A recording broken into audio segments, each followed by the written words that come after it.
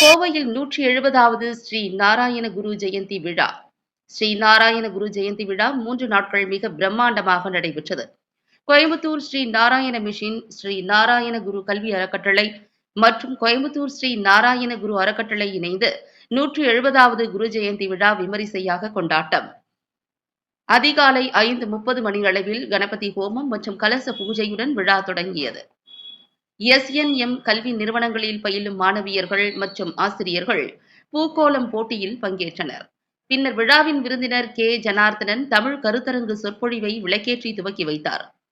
SNM கல்வி நிறுவனத்தைச் சேர்ந்த ஆசிரியர்கள் ஸ்ரீ நாராயண குருவின் கொள்கைகளை பக்தர்களுக்கு எடுத்துரைத்தனர்.